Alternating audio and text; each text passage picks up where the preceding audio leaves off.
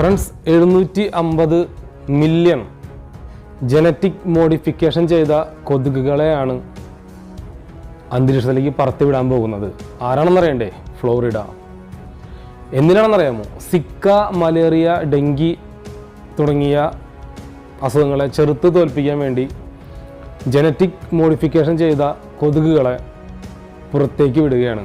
ഒന്നും രണ്ടുമല്ല, 750 മില്യൺ കണക്കിന് കൊതുകുകളെയാണ് അന്തരീക്ഷത്തിലേക്ക് ഇങ്ങനെ പറത്തിവിടാൻ പോകുന്നത്.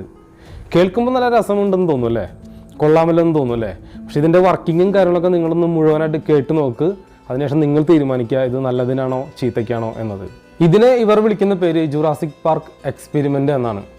അതായത് ജുറാസിക് പാർക്ക് എന്ന് പറഞ്ഞ സിനിമയിൽ നമ്മൾ കണ്ടിട്ടുണ്ട്, ദിനോസറിൻ്റെ രക്തം കുടിച്ച കൊതുക് ഒരു മരത്തിൽ പോയിരിക്കുകയും ആ കൊതുകിനെ മില്യൺ കണക്കിന് വർഷത്തിന് ശേഷം ഇപ്പോൾ നമുക്ക് ലഭിക്കുകയും ആ കൊതുകിൻ്റെ ഉള്ളിലുള്ള ദിനോസറിൻ്റെ ബ്ലഡിൽ നിന്നും ആണ് ആ DNA ഇവർ കളക്ട് ചെയ്ത് ജനറ്റിക് മോഡിഫിക്കേഷൻ ചെയ്ത് ഇന്ന് കാണുന്ന ദിനോസറാക്കി മാറ്റിയത്. അതായത് പഴയകാലത്തെ ദിനോസറിനെ ഇന്ന് ഉണ്ടാക്കിയെടുത്തത് എന്ന് ആ സിനിമയിൽ പറയുന്നു.